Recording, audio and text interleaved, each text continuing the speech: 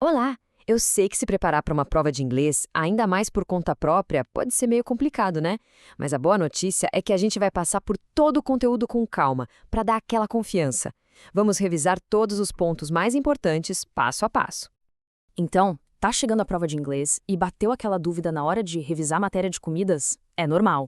Às vezes a gente mistura um pouco as coisas, né? Preferências, gramática, mas fica tranquilo, o nosso objetivo aqui é justamente organizar tudo isso de um jeito bem claro. A gente não vai ter pressa, tá? A ideia é ver cada tópico com bastante calma, um de cada vez, para não sobrar nenhuma dúvida. Então vamos lá, vamos começar?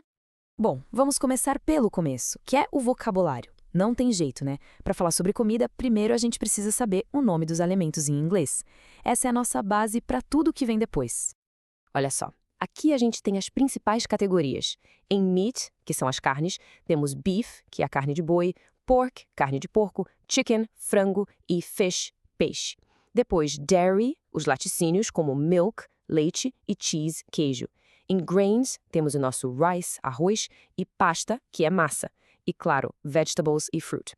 Uma dica boa é ir repetindo essas palavras em voz alta para já ir pegando a pronúncia, sabe? Beleza. Agora que a gente já sabe o nome de algumas comidas, como é que se fala se gosta ou não delas? Pensa que é tipo uma escala, sabe?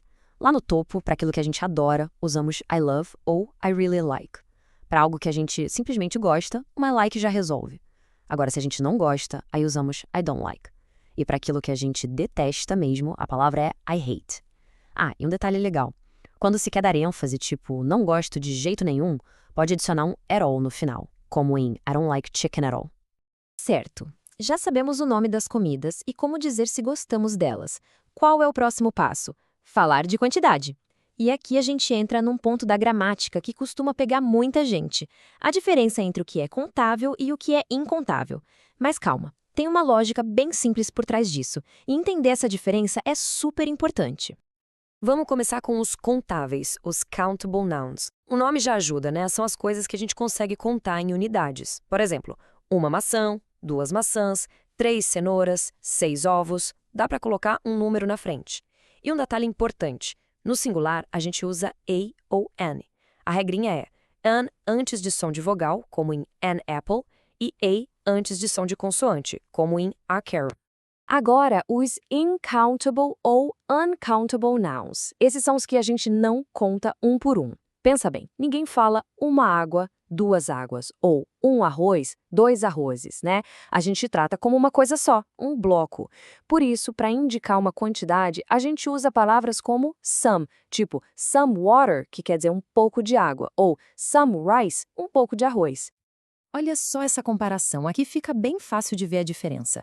De um lado, os contáveis, an apple, que pode virar two apples, three apples, e do outro, os incontáveis, some fruit, que é a fruta como uma categoria geral, não uma por uma.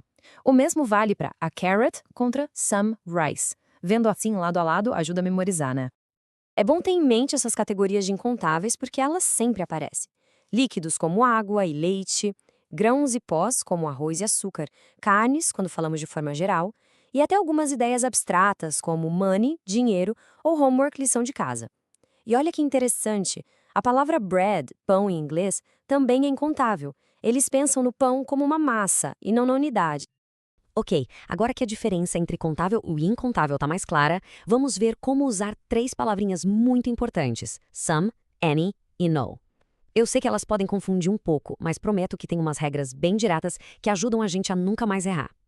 Essa tabela aqui é o nosso guia. Vamos olhar com calma. Basicamente, a gente usa some em frases afirmativas. Por exemplo, I have some money. Eu tenho um pouco de dinheiro. Já o any aparece mais em frases negativas e em perguntas, tipo I don't have any money. E o no também é para negação, mas a gente vai ver a estrutura daqui a pouco. Nas perguntas, a regra geral é usar any.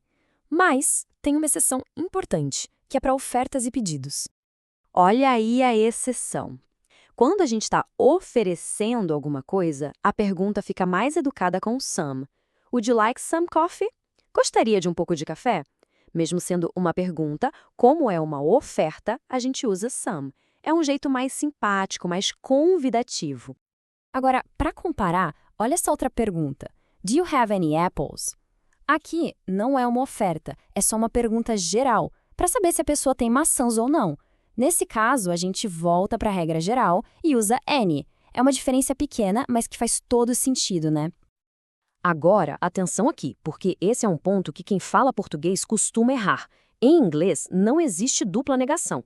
Não se pode negar duas vezes na mesma frase. Ou se nega o verbo usando don't ou doesn't com any, ou se usa o no com o verbo na afirmativa.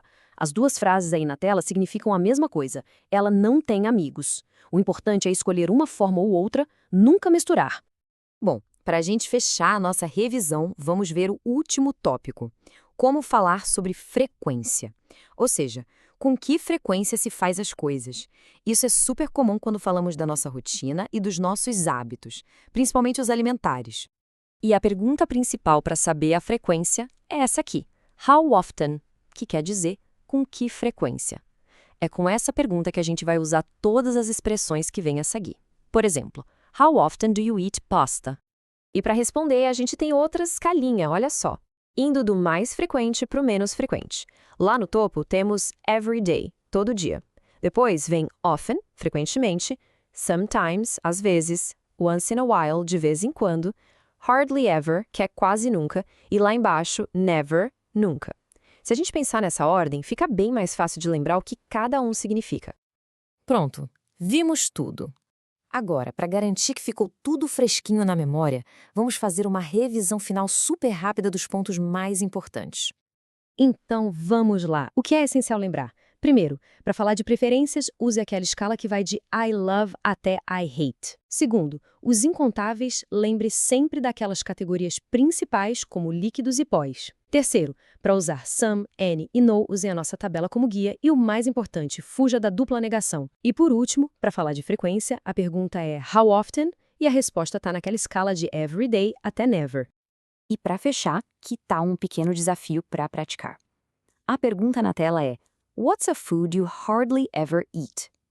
Tente pensar em uma resposta para essa pergunta em inglês, usando o que a gente aprendeu. É um ótimo jeito de fixar o conteúdo. Bom, com tudo revisado, a preparação para a prova fica bem mais tranquila, né? O segredo é ter calma e confiança. Boa sorte!